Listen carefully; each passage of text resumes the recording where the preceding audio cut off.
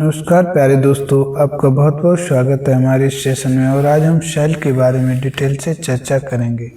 तो आइए शुरू करते हैं दोस्तों। कोशिका क्या है? कोशिका दोस्तों हमारे जीवन की आधारभूत मौलिक सबसे छोटी इकाई है और इसे जीवन का बिल्डिंग ब्लॉक भी कहा जाता है। इससे पहले कि हम आगे बढ़ें दोस्तों, एक बार कोशिका के स्ट्रक्चर के बारे में देख लेते हैं। ये हमारी सेल है। सेल दोस्तों ये लगभग एक रक्त की बूंद में लगभग 50 लाख पाई जाती हैं। कितनी? 50 लाख पाई जाती हैं। और इसके मुख्य ऑर्गन हैं, इनके बारे में भी डिटेल से चर्चा करेंगे। तो आइए देखते हैं दोस्तों। सर्वप्रथम शुरू करते हैं दोस्तों। कोशिका क्या है? कोशिका basic unit of the life, यानी सबसे छोटी मूलभूत इकाई कोशिका कहलाती है। कोशिका से ही दोस्तों कई सारी सेल्स मिलकर एक ऊतक का निर्माण करती हैं और कई सारे ऊतक मिलकर एक ऑर्गन का निर्माण करते हैं और कई सारे ऑर्गन्स मिलकर एक सिस्टम बना लेते हैं और सिस्टम मिलने के बाद एक बॉडी यानी शरीर का निर्माण होता है। इसी प्रकार दोस्तों अगर हम बात करें कोशिका की, तो कोशिका दो भागों में बटी हुई होती है। सर्वप्रथम प्रोकैरियोटिक सेल जिसमें 70S राइबोसोम्स पाए जाते हैं और जो पेड़ पौधों में पाई जाती है। यूकैरियोटिक सेल जिसमें 80S राइबोसोम्स पाए जाते हैं और जो जानवरों और जीव जंतुओं में पाई जाती है। इसके बाद हम बात करते हैं प्रोकैरियोटिक। ये कोशिका पेड़ पौधों में पाई जाती है। सिंपल सेल बिना मेम्ब्रेन व बिना न्यूक्लियस की होती है। इसके बाद यूकैरियोटिक सेल, ठीक है, 80S मानव जीव जंतुओं में पाई जाती है। इसमें 80S राइबोसोम्स पाए जाते हैं और इसमें न्यूक्लियस पाया जाता है और इसके साथ साथ ही और अन्य ऑर्गन्स जैसे माइटोकॉन्ड्रिया, गोल्गी बॉडी आदि पाए जाते हैं। ये मनुष्य व जानवरों में होती है। इसके बाद बात करते हैं सेल मेम्ब्रेन। कोशिका की बाहरी परत पतली इलास्टिक सेमी प्रीमेम्ब्रेबल का मतलब दोस्तों जो अपारदर्शी हो, यानी जिसे आर पार देखा जा सके।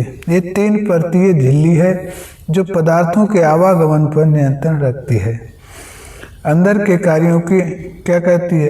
अंदर के पदार्थों की रक्षा करती है, जिसका निर्माण प्रोटीन व लिपिड से हुआ है। इसके बाद दूसरा है कोशिका का अंग साइटोप्लाज्मा।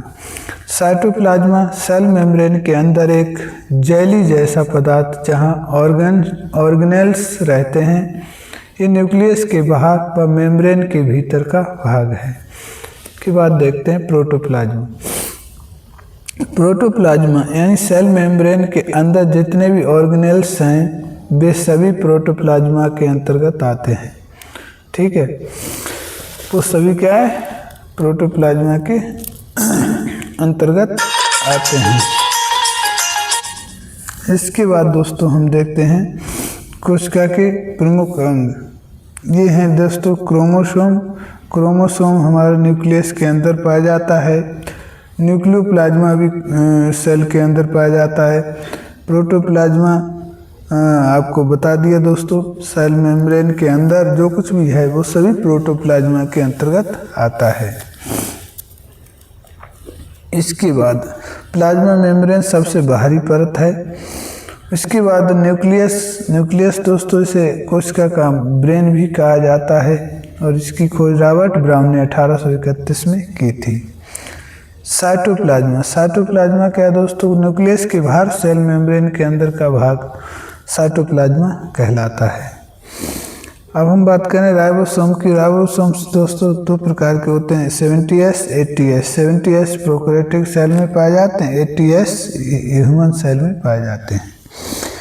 सेल रॉबर्ट हुक ने खोज की थी दोस्तों सेल की 1665 में और जीवी सेल एंटनी लेवेनहॉक ने खोजी थी।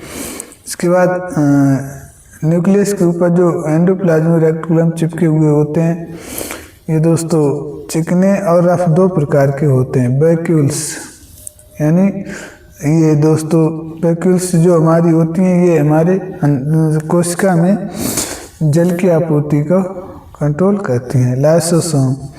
लाइसोसोम दोस्तों इसकी खोज डी दुबे ने की थी और इसका मुख्य कार्य है कोशिका के मृत कोशिकाओं को हटाना, इसलिए इसे दोस्तों डाइजेस्टिव बैग भी कहा जाता है। इसके बाद हम बात करते हैं माइटोकॉन्ड्रिया खोज कोलिपर ने की थी, इसे बायोब्लास्ट नाम दिया अल्टमैन ने, और जबकि माइटोकॉन्ड्रिया नाम दिया बेंडा ने। ठीक है, उम्मीद करते हैं आपको समझ में आ रहा होगा। आगे बढ़ते हैं दोस्तों, देखते हैं न्यूक्लियस। तो इसकी खोज रॉबर्ट ब्राउन ने 1831 में की थी। न्यूक्लियस यानी केंद्रक, कोशिका का नियंत्रण केंद्र या कोशिका का मस्तिष्क भी इसे कहा जाता है। ये सेल के सारे कार्य, ग्रोथ और मेटाबॉलिज्म को कंट्रोल करता है। इसके साथ साथ ही और डीएनए गुणसूत्र जेनेटिक इंफॉर्मेशन रखता है। न्यूक्लियोप्लाज्म क्या है? न्यूक्लियोप्लाज्म दोस्तों क्या है? डीएनए आरएनए गुणसूत्र जेनेटिक इंफॉर्मेशन कौन रखता है? न्यूक्लियस ही रखता है दोस्तों। न्यूक्लियोप्लाज्म केंद्रक का तल पदार्थ जो डीएनए प्लस आरएनए का निर्माण करता है। माइटोकॉन्ड्रिया खोज तो दोस्तों इसकी की थी कोलिपर ने। खोज किसने की? कोलिपर ने। नाम अल्टमैन ने इसे नाम दिया, वो था बायोब्लास्ट। क्या? अभी ब्लास्ट, ऐसे याद रखना।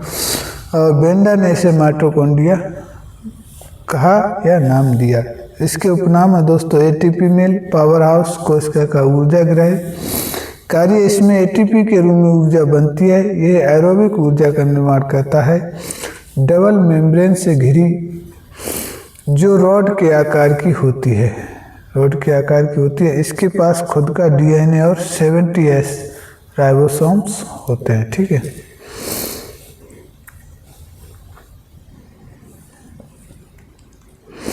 आगे हम बात करते हैं राइबोसोम प्रोटीन की फैक्ट्री। खोज जॉर्ज एम पेलेड। ये प्रोकैरियोटिक में 70S और यूकैरियोटिक में 80S कार्य प्रोटीन का संश्लेषण करना। राइबोसोम का कार्य होता है प्रोटीन का संश्लेषण करना दोस्तों।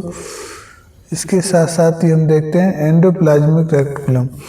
ये दो प्रकार के होते हैं एंडोप्लाज्मिक रेटिकुलम। एक तो होता है RER यानी रफ एंडोप्लाज्मिक रेटिकुलम, जिन्हें हम खुरदरे भी कह सकते हैं क्योंकि इस पर राइबोसोम्स जो है चिपके रहते हैं, ये प्रोटीन का निर्माण करते हैं।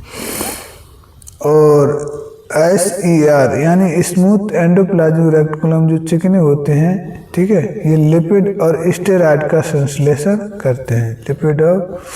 लिपिड यानी दोस्तों वसा का संश्लेषण करते हैं। इसके बाद हम देखते हैं दोस्तों गोल्जी बॉडी। क्या गोल्जी बॉडी? इसकी खोज दोस्तों कैमिलो गोल्जी ने की थी और ये जो थे इटली के वैज्ञानिक थे और इसे कोशिका का ट्रैफिक पुलिस भी कहा जाता है। कार्य प्रोटीन और लिपिड की पैकेजिंग करना, उन्हें सही स्थान पर भेजना। लाइसोसोम का निर्माण भी यहीं से शुरू होता है। इसके बाद देखते हैं लाइसोसोम आत्महत्या की थैली और क्लीन अप के नाम से जाना जाता है। साथ साथ इसे डाइजेस्टिव बैग भी कहते हैं। इसकी खोज क्रिश्चियन डी दुबे ने की थी। कार्य इसमें पाचक एंजाइम हाइड्रोलाइसिस होते हैं जो बाहरी कणों और पुरानी कोशिकाओं को पचा देते हैं। ये मृत सेल का भक्षण कर देता है, इसलिए इसे क्लीन अप कहा जाता है। अब हम देखते हैं वैक्यूल्स। ये जल की थैलियाँ हैं। वैक्यूल्स क्या हैं दोस्तों? ये जल की थैलियाँ हैं जो जल की आपूर्ति के क्या करती हैं, जल की आपूर्ति करती हैं। इसके साथ साथ ही सेंट्रोसोम,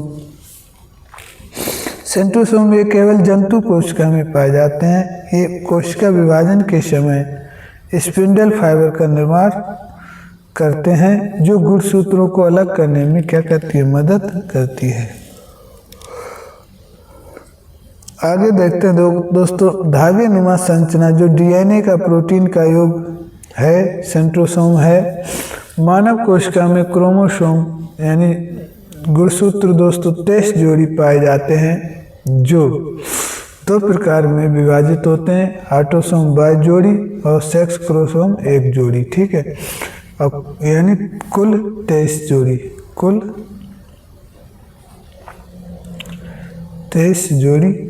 और इसके साथ साथ ही कुल की बात करें तो 46 हो जाते हैं। ठीक है, अब हम बात कर लेते हैं प्रमुख खोजों के बारे में, यानी जो कोशिका के अंगों की खोज किस किसने की थी। तो खोज कोशिका की तो दोस्तों रॉबर्ट हुक ने 1665 में की थी, वो भी मृत कोशिका की। और जीवित कोशिका की खोज एंटनी लेवेनहाक ने की थी। तो माइटोकॉन्ड्रिया की खोज आल्टमैन ने की थी, यानी उपस्थिति के बारे में आल्टमैन ने बताया, जबकि बायोब्लास्ट नाम दिया आल्टमैन ने। ठीक है दोस्तों, सॉरी दोस्तों, आल्टमैन ने उपस्थिति के बारे में बताया, जबकि खोज की थी खोज खोज। ठीक है, ऐसे याद कर सकते हैं, खोज कोल यानी खोज कोल करने की थी, और उपस्थिति और ओल्टमैन। ठीक है, नाम पेंडा ने दिया था। लाइसोसोम की खोज डी दुबे ने की, जबकि गोल्जी बॉडी की खोज कैमिलो गोल्जी ने की थी। केंद्रक की खोज रॉबर्ट ब्राउन ने 1831 में की थी। जीवित कोशिका की खोज एंटनी लेवेनहाक ने की थी। कोशिका का सिद्धांत दोस्तों स्लाइड और सन ने दिया। इस प्रकार दोस्तों हमारा सेल का पार्ट जो है पूरा कंप्लीट होता है। उम्मीद करते हैं आपको ये समझ में आया होगा।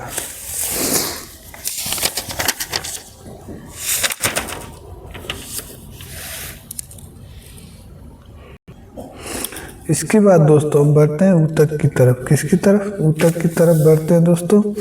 ऊतक क्या है? सर्वप्रथम आपको बता दिया जाए दोस्तों कि ऊतक की खोज, ऊतक जो है नाम दिया था बिचेट महोदय ने, और जबकि अध्ययन, ऊतक का अध्ययन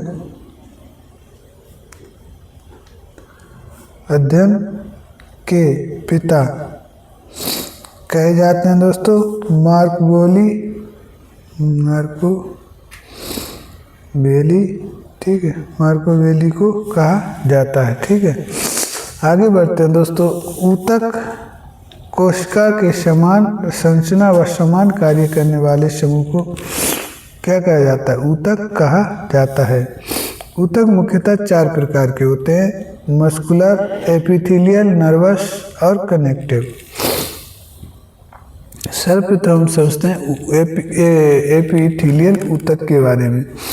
एपिथेलियल ऊतक यानी उपकला ऊतक जो है, ये अंगों को बाहरी और आंतरिक परतों का निर्माण करते हैं। एपिथेलियल टिश्यू जो है दोस्तों, ये तो जो हमारे ऑर्गन हैं उनकी बाहरी और अंदरूनी परतों का निर्माण करते हैं, यानी कुल मिलाकर ये परतों का निर्माण करते हैं। संयोजी ऊतक शरीर के विभिन्न अंगों को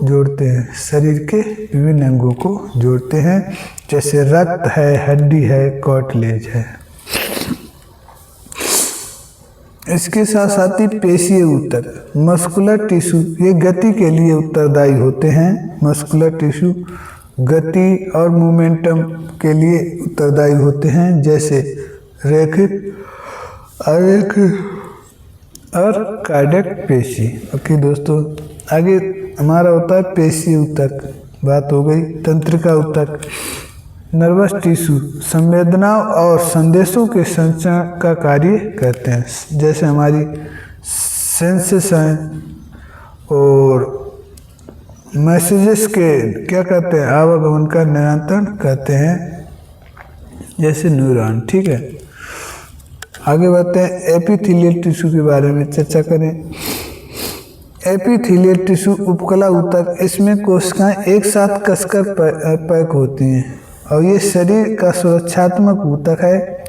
हृदय, स्किन, लीवर, आंत में पाया जाता है, जो पानी और पोषक तत्वों का अवशोषण करता है। पानी और पोषक तत्वों का अवशोषण करता है। एपिथेलियल का मुख्य कार्य ही होता है दोस्तों सिक्रेशन। क्या? सिक्रेशन एंड एब्जॉर्प्शन का एब्जॉर्प्शन। ठीक है, एब्जॉर्प्शन। ठीक है, इसके साथ ही दोस्तों उपकला ऊतक अपशिष्ट यानी वेस्ट प्रोडक्ट को खत्म करने में क्या करते हैं, मदद करते हैं।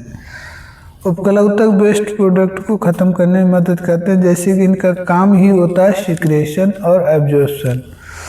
तो जब सिक्रेशन करेंगे तो वेस्ट पदार्थ जो है क्या होगा, खत्म ही हो जाएंगे। साथ ही फिल्ट्रेशन और उत्सर्जन एक्सक्रेशन में मदद करता है। त्वचा, ये शरीर का सबसे बड़ा अंग है। त्वचा शरीर को सुरक्षा प्रदान करता है। ये यांत्रिक प्रभाव और दबाव से तापमान में क्या करता है, भिन्नता प्रदान करता है। त्वचा की परतें, त्वचा की 3 परतें होती है, एपिडर्मिस, डर्मिस और हाइपोडर्मिस। ठीक है, एपिथेलियल ऊतक के प्रकार। एपिथेलियल ऊतक के प्रकार होते हैं दोस्तों, अभी तक हम एपिथेलियल के बारे में ही पढ़ रहे हैं दोस्तों। एपिथेलियल के प्रकार होते हैं स्क्वेमस यानी चौकोर, और इसके साथ साथ ही और क्यूबिडल यानी चौकोर, घनाभकार, यानी जितनी आकृति के आधार पर हैं वो सब हमारे एपिथेलियल हो गए। ठीक है, कोलमनर यानी लंबाकार, और इसके साथ साथ ही हमारे सिलिएटेड हो गए रोमक। ठीक है, बस आगे देखें दोस्तों। स्क्वेमस चपटी टाइल जैसी कोशिकाएं। ठीक है, स्थान फेफड़ों की एल्वियोलाई में और रक्त वाहिकाओं की दीवार पर होती हैं। इनका कार्य होता है डिफ्यूजन, गैसों का आदान प्रदान करना। ठीक है, सिंपल क्यूबिडल, सरल घनाभकार, घन क्यूब आकार की कोशिकाएं। स्थान जो क्यूब आकार की होती हैं, घनाभ आकार की होती हैं, इनका स्थान होता है वृक्क नलिकाएं, किडनी और ग्रंथियों की नलिकाएं। कार्य अवशोषण का स्त्राव, अवशोषण व स्त्राव यानी एब्जॉर्प्शन और सिक्रेशन।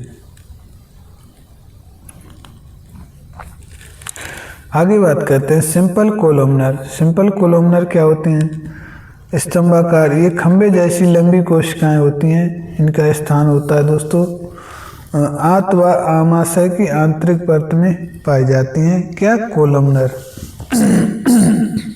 सॉरी, इसमें आप समझ सकते हैं दोस्तों, क्योंकि ये खंबे जैसी होती हैं तो आंतें जो है हमारी लंबी होती हैं। क्या?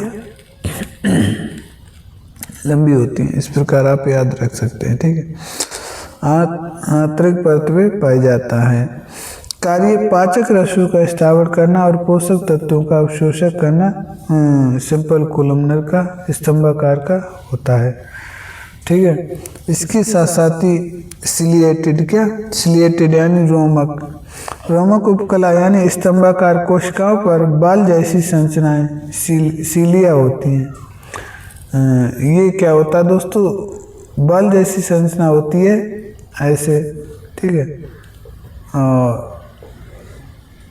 ठीक है, स्थान श्वसन मार्ग। क्या? श्वसन मार्ग, ट्रेकिया व फ्लोपियन ट्यूब। ठीक है, कार्य श्लेष्मा यानी म्यूकस या कणों को एक निश्चित दिशा में धकेलना। म्यूकस को और भोजन को भी क्या अब सॉरी दोस्तों, भोजन तो फूड पाइप में पाया जाता है, लेकिन ये ट्रेकिया की बात हुई है। तो इसका मुख्य कार्य हो गया दोस्तों एक निश्चित दिशा में ढकेलना, यानी श्लेष्मा या कड़ों को। ओके दोस्तों, आगे बढ़ते हैं, बात करते हैं दोस्तों कंपाउंड यानी स्ट्रैटिफाइड जो हमारे ऊतक होते हैं उनके बारे में।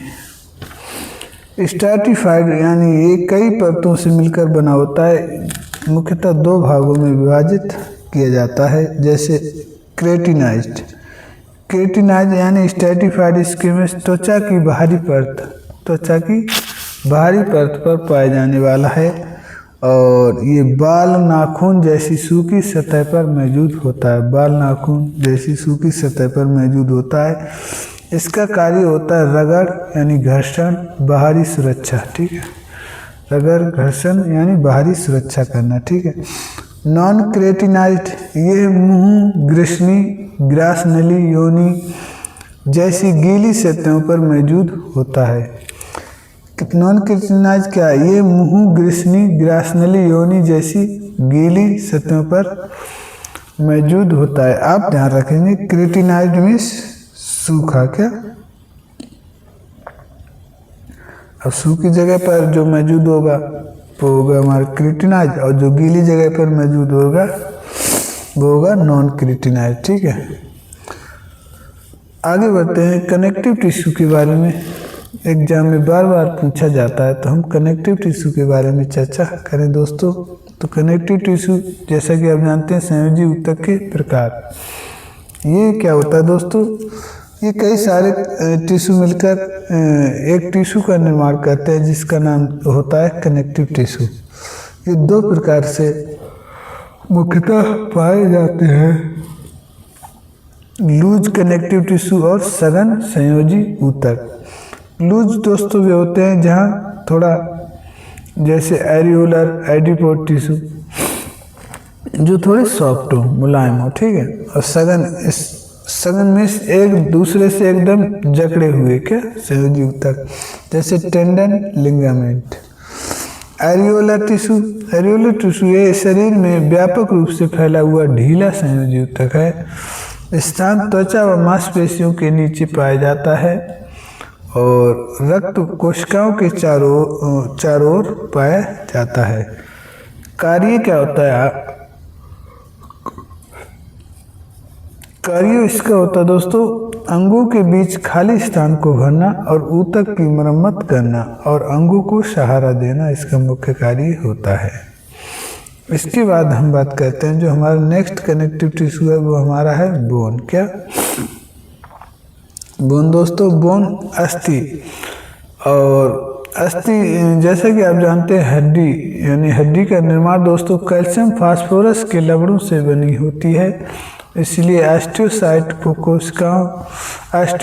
कोशिकाओं से बनी हुई होती है। इसका कार्य शरीर का ढांचा तैयार करना, कोमल अंगों की सुरक्षा करना और मसल जुड़ने के लिए आधार प्रदान करता है। जो हड्डियां होती हैं दोस्तों ये शरीर का ढांचा तैयार करती हैं, कोमल अंगों की सुरक्षा करती हैं, जैसे रिब केज हो गई हमारी, और वर्टिब्रा हो गई। मसल को जोड़ने के लिए एक आधार प्रदान करती हैं। अगर बोन्स ना हो तो मसल कहाँ जुड़ेगी दोस्तों? उपास्थि, कार्टिलेज क्या है? कार्टिलेज दोस्तों ये ठोस मैट्रिक्स और कॉन्ड्रोसाइट कोशिकाओं से बने होते हैं। मैट्रिक्स और कॉन्ड्रोसाइट कोशिकाओं से बने हुए होते हैं और हायालिन यानी बोन के सिरों पर पाए जाते हैं। जो बोन के सिरों पर पाए जाते हैं वो होता है हमारा हायालिन कार्टिलेज। ठीक है, और इलास्टिक नाक कान गले में पाए जाते हैं और इनका रंग जो होता है पीला होता है। हायालिन आप आराम से याद रख सकते हैं वो दोस्तों, इलास्टिक आराम से याद रख सकते हैं ऐसी जगह पर जहाँ उस ऊतक को खींच दिया जाए लेकिन वो पुनः उसी अवस्था में पहुँच जाए। जैसे हम कान खींचें तो पुनः उसी अवस्था में पहुँच जाएगा, नाक खींचे तब भी पुनः अवस्था में, टेढ़ी मेढ़ी कर दें तब भी पुनः अवस्था में पहुँच जाती है। फाइब्रस दोस्तों ये रंग में सफ़ेद होते हैं, रीढ़ में व सिर में पाए जाते हैं, रीढ़ व सिर में पाए जाते हैं। इसके बाद हम बात करते हैं, ठीक है दोस्तों, इलास्टिक के बारे में बात करें। इलाज करने के बाद पुनः फाइब्रस सिर व रीढ़ में पाया जाता है। स्थान नाक की नोक में इलास्टिक पाया जाता है। बाहरी कान की जो पिन्ना होता है दोस्तों, श्वास नली में भी इलास्टिक पाया जाता है और अस्थियों के जोड़ों पर भी हाइलिन कार्टिलेज पाया जाता है। कार्य, ये जोड़ों पर घर्षण कम करके और अंगों को लचीलापन प्रदान करता है दोस्तों। सॉरी, यहाँ पर हाइलिन कार्टिलेज की बारे में बात हो रही है, हाइलिन, ठीक है। अब हम बढ़ते हैं दोस्तों लिगामेंट की तरफ। ये अत्यधिक लचीला और रेशेदार ऊतक है। लिगामेंट ये इलास्टिक फाइबर के अधिक होते हैं। लिगामेंट दोस्तों कैसे होते हैं, हमारे इलास्टिक फाइबर के अधिक होते हैं। और लिगामेंट आप जानते ही होंगे दोस्तों, जहाँ दो बोन शाखें जुड़ती हैं वो हमारा लिगामेंट होता है, और जहाँ हमारी दो बोन शाखें जुड़ती हैं वो हमारा लिगामेंट होता है, ठीक है, आपस में जुड़ती हैं। और टेंडन क्या होता है, यह एक मजबूत लेकिन कम लचीला रेशेदार होता है। ये ज़्यादा लचीला नहीं होता, जबकि लिगामेंट ज़्यादा कैसा होता है, लचीलापन, उसमें फ्लेक्सिबिलिटी पाई जाती है। टेंडन एक मजबूत लेकिन कम लचीला रेशेदार ऊतक है। इसमें सफ़ेद कोलेजन फाइबर घने रूप से होते हैं, ठीक है, कॉन्डिसाइट। कार्य, ये मांसपेशी को अस्थि से जोड़ता है और ये मसल बल को अस्थि तक पहुंचाता है। ये मांसपेशी को क्या करता है, अस्थि से जोड़ देता है और ये मसल बल को अस्थि तक पहुंचा देता है। रक्त क्या है, एकमात्र तरल संयोजी ऊतक है। इसमें प्लाज्मा, द्रव और रक्त कोशिकाएं, आरबीसी, डब्ल्यूबीसी, प्लेटलेट्स होती हैं, इसीलिए इसे संयोजी ऊतक कहा जाता है। कार्य क्या होता है दोस्तों, रक्त का कार्य होता है गैसों का, O2 व CO2 को और पोषक तत्वों को, और इसके साथ साथ ही अपशिष्ट पदार्थों को पूरे शरीर में परिवहन, अपशिष्ट पदार्थों को क्या करता है, पूरे शरीर में परिवहन करता है। ओके दोस्तों, अब हम पढ़ते हैं दोस्तों मस्कुलर टिश्यू के बारे में। टिश्यू एक बहुत बड़ा चैप्टर है दोस्तों, इसलिए इसे थोड़ा समय लगता है। मस्कुलर पेशी ऊतक शरीर का वह कोमल ऊतक है जो अंगों में मूवमेंट और लोकोमोशन यानी प्रचलन के लिए उत्तरदायी है। इसकी उत्पत्ति मेजोडर्म में होती है। ये सार्कोलेमा नामक झिल्ली से घिरा होता है। शरीर को अंगों की गति के लिए जिम्मेदार होता है। शरीर व अंगों की गति के लिए जिम्मेदार होता है, या ऐसे पढ़ सकते हैं शरीर के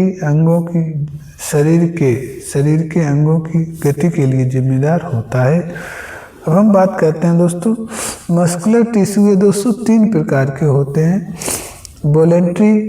वॉलेंट्री, इनवॉलेंट्री और कार्डियक, ठीक है, ऐच्छिक, अनैच्छिक और हृदयक, ठीक है। मस्कुलर टिश्यू, स्मूथ टिश्यू और इसके साथ साथ ही कार्डियक टिश्यू, ठीक है।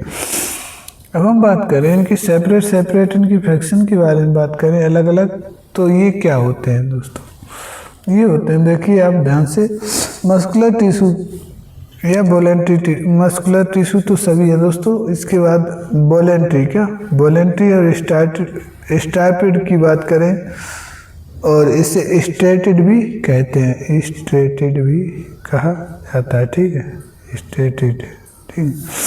ये स्वैच्छिक होते हैं। ये स्वैच्छिक पेशी है जो हड्डी से जुड़ी हुई होती है। इसमें संकुचन जो है दोस्तों तेज होता है, लैक्टिक अम्ल बनता है और जल्दी थक जाती हैं। जो ऐच्छिक हैं वो जल्दी कार्य करेंगी तो लैक्टिक बनेगा, और लैक्टिक बनेगा तो थकेंगी। हाथ व पैरों में पाई जाती हैं। इसमें शरीर पेशी शामिल, इसमें धारीदार पेशी शामिल होती है दोस्तों। इसमें संकुचन, तन्यता, हाइपरट्रोफी, एट्रोफी मूवमेंट होती है। यानी जो हमारी वॉलेंट्री है इनमें कई सारी इनकी प्रॉपर्टी होती हैं। प्रॉपर्टी मीन्स दोस्तों कार्य, ठीक है, कई सारी प्रॉपर्टी होती हैं। इसके बाद बात करें स्मूथ की। क्या स्मूथ की? स्मूथ यानी अनस्टॉप्ड इन्वॉल्यूंटरी, ठीक है। तो ये अनैच्छिक पेशी है जो धीरे धीरे क्या करती है, धीरे धीरे जुड़ती है, अनुबंध करती है यानी संकुचन करती है और कभी थकती नहीं है। जब धीरे धीरे करेगी तो कभी भी नहीं थकेगी। मूत्राशय गर्भाशय पुरुष और महिलाएं के प्रजनन पथ श्वसन पथ पर पाई जाती है। जैसे कि आप जानते हैं मूत्राशय गर्भाशय पुरुष और महिलाओं के प्रजनन पथ श्वसन पथ पर पाई जाती है। धीरे धीरे कार्य करती है लेकिन कभी थकती नहीं है। अब बात करते हैं हृदय पेशी यानी कार्डियक मसल के बारे में। तो अनैच्छिक पेशी होती है दोस्तों, जल्दी से अनुबंध करती है। ये अनैच्छिक होती है लेकिन कार्य कैसा करती है, जल्दी जल्दी करती है, इसलिए इसे मिक्स्ड ग्लैंड भी, मिक्स्ड मसल भी कहा जाता है। जल्दी से अनुबंध करती हैं, कभी थकती नहीं है। हृदय की दीवार पर ये क्या होती हैं, पाई जाती हैं। अगला हमारा टिश्यू है दोस्तों नर्वस टिश्यू। क्या नर्वस टिश्यू के बारे में दोस्तों ज़्यादा डिटेल से नहीं दिया है, लेकिन आप समझ लेंगे कि ये जो होता है दोस्तों, ये इसका मुख्य कार्य होता है सूचना को आदान प्रदान करने का मुख्य कार्य होता है। सेंसरी यानी सेंसरी बात करें तो संवेदी सूचनाओं को अफरेंट नर्व के द्वारा क्या करता है, ग्रहण करके मस्तिष्क तक लाता है। सेंसरी नर्व, क्या सेंसरी नर्व या अफरेंट नर्व, ठीक है। अब मोटर नर्व और एफरेंट नर्व, जैसे कि आप इसे कैसे ध्यान रखेंगे दोस्तों, मोटर जब भी चलाते हैं तो वो क्या करेगी, पानी निकालेगी, पानी निकालेगी तो बाहर की तरफ जाएगा। इसी प्रकार दोस्तों प्राप्त सूचनाओं को जवाब लेकर सभी ऑर्गन तक जाता है मोटर नर्व, ठीक है। इंटरन्यूरॉन्स ये दोनों के तालमेल का कार्य करती है। इंटरन्यूरॉन्स क्या करता है, दोनों के तालमेल का कार्य करता है। यानी बाय चांस आप इस प्रकार समझ सकते हैं, जैसे आप खाना खा रहे हैं और पीछे से कोई आपको डरा दे, तो ऐसी स्थिति में दोस्तों हमारा जो सेंसरी और मोटर दोनों कार्य कर रहे होते हैं, तो तीसरा कार्य जो पीछे से आकर अचानक डरना, उसकी प्रतिक्रिया करना, वो इंटरन्यूरॉन्स द्वारा संभाल लिया जाता है। उम्मीद करते हैं आपको दोस्तों सेल और टिश्यू दोनों सही से समझ में आए होंगे। इस आगे दोस्तों अब नेक्स्ट यूनिट की शुरुआत करेंगे। प्लीज़ वीडियो को लाइक करें और चैनल को सब्सक्राइब करें दोस्तों, अगर मेहनत हमारी पसंद आती है तो। इसके बाद बात करते हैं स्केलेटल सिस्टम। स्केलेटल सिस्टम क्या है, कंकाल तंत्र। मानव शरीर में 206 हड्डियां होती हैं। ये जन्म के दौरान 300 से 312 तक हो सकती हैं, ठीक है। कंकाल तंत्र, कंकाल तंत्र के कार्य क्या होते हैं दोस्तों, ये सहारा व सुरक्षा प्रदान करती है, ये गति प्रदान करता है और ये रक्त सेल में क्या करता है, रक्त सेल यानी आरबीसी, डब्ल्यूबीसी, प्लेटलेट्स का निर्माण करता है। साथ ही खनिज भंडार का भी कार्य करता है। इसके बाद बात करें अगर हम हड्डियों के वर्गीकरण की, यानी हड्डियों को किस प्रकार बांटा जाता है, तो हड्डी के वर्गीकरण जब भी किया जाता है तो साइज एंड शेप के आधार पर किया जाता है।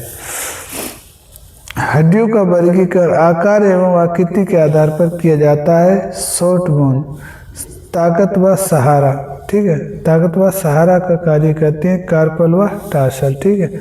लॉन्ग बोन, लॉन्ग बोन ये लीवर का कार्य करते हैं। फीमर, टिबिया, फिबुला, रेडियस, सल्ना, ठीक है। इसके बाद इरेगुलर बोन फ्लेक्सिबिलिटी का कार्य करते हैं, ठीक है। और फ्लैट बोन, फ्लैट बोन दोस्तों हमारी भीतरी अंगों की सुरक्षा प्रदान करती हैं, यानी कवच की तरह कार्य करती हैं। इसके बाद सिस्मॉइड बोन, सिस्मॉइड बोन दोस्तों हमारी होती है पटेला और ये मूवमेंट में सहायता करती है, जैसे घर्षण को कम करती है जब भी मूवमेंट होता है तो, ठीक है। अब हम बात करते हैं कंकाली, प्रणाली। दो भागों में विभाजित किया जाता है स्केलेटल सिस्टम को। एक्सियल स्केलेटल सिस्टम जिसमें हमारी 80 बोन्स पाई जाती हैं यानी खोपड़ी में, और दूसरा होता है हमारा अपेंडिकुलर सिस्टम। क्या दूसरा होता है हमारा अपेंडिकुलर सिस्टम, और इसमें दोस्तों 126 वो सही है दोस्तों 126 बोन्स क्या पाई जाती हैं। ठीक है, और खोपड़ी में दोस्तों कुल 29 हड्डियाँ होती हैं जिसमें हमारी किस किस की शामिल होती हैं खोपड़ी में। एक तो कपाल हो गई, कपाल में दोस्तों 8 बोन्स शामिल होती हैं। ठीक है, और 8 बोन्स शामिल होती हैं, और चेहरा में 14 बोन्स शामिल होती हैं, कान में 6 बोन, और गले में 1 बोन होती है जिसे हायोड कहते हैं। घोड़े के आकार की होती है। ये पूरी तरह से किसी भी हड्डी से जुड़ी हुई नहीं होती है। रीढ़ की हड्डी दोस्तों 33 बोन्स होती हैं, और जबकि वयस्क में 26 बोन हो जाती हैं। कुछ बोन्स जो हैं दोस्तों फ्यूज होकर 1 बोन बन जाती है जब हम वयस्क होते हैं, तो इसे हम ध्यान रखेंगे। CTLSC यानी गर्दन में सर्वाइकल यानी 7 होती हैं। बच जो हमारा चेस्ट का भाग है उसमें 12 बोन्स होती है। लुम्बर भाग निचला भाग दोस्तों उसमें 5 होती हैं। इसके और नीचे जाओगे आप तो बच्चों में 5 और बड़ों में 1 जिसे हम कहते हैं सैक्रम। इसके सबसे लास्ट जो हमारा कूला होता है उसके बीच में नीचे पाई जाती है, वो होती है हमारी कोकिक्स। क्या कोकिक्स होती है दोस्तों, और बच्चों में ये 4 होती हैं, और जब बड़े होते हैं तो वो ये फ्यूज होकर 1 बोन रह जाती है। ओके दोस्तों, उम्मीद करते हैं आपको समझ में आ रहा होगा। आगे देखते हैं दोस्तों बच्ची है यानी थोरेसिक केज। इसमें दोस्तों हमारी 25 बोन पाई जाती हैं, 25 बोन। पसलियाँ दोस्तों कुल 12 जोड़ी होती हैं स्टर्नम, और 1 बोन होती है स्टर्नम। ठीक है, सीने के बीच में। तो ये कुल मिलाकर 25 हो गई। अब हम अपेंडिकुलर के बारे में शॉर्ट में चर्चा करें तो अपेंडिकुलर स्केलेटल सिस्टम इसमें 126 बोन पाई जाती है। शरीर को गति प्रदान करने और बाहरी कार्यों के लिए पूरी तरह से जिम्मेदार है। इसमें मेखला यानी गर्डल्स और अंग लिम्ब शामिल हैं। ठीक है, ऊपरी कंधे अपर एक्सट्रीमिटी में ठीक है 64 बोन पाई जाती हैं। पेक्टोरल गार्डल प्लस जो कंधा होता है उसे पेक्टोरल गार्डल कहा जाता है, जिसमें 4 हड्डियां शामिल होती हैं, 2 स्केपुला और 2 क्लेविकल। ओके दोस्तों, आगे देखते हैं हाथ में 60 बोन पाई जाती हैं, जैसे humerus, radius, ulna, carpal 16, metacarpal 10, phalanges 28। दोनों हाथों की बात हो रही तो दोस्तों 2 हिमरस हो गई और 2 रेडियस हो गई और 2 अल्ना हो गई। इस प्रकार अगर आप ऐड करें तो कर सकते हैं 16, 10, 26 और 28, 30 और 30 ये हो गई 60 बोन हो गई। ठीक है, निचला अंग यानी लोअर एक्सट्रीमिटीज यहाँ 62 बोन्स पाई जाती हैं। 62 बोन्स पाई जाती हैं। अगर हम इनकी चर्चा करें तो पेल्विक गर्डल यानी कूला में हमारी 2 बोन पाई जाती हैं। कौन कौन सी?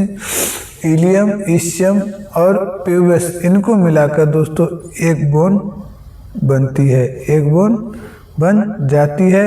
और दोनों पैरों की बात हो रही तो 2 बोन हो गई हमारी। ठीक है, पैर यानी लेग्स में दोस्तों 60 बोन्स पाई जाती हैं। फीमर, पटेला, टिबिया।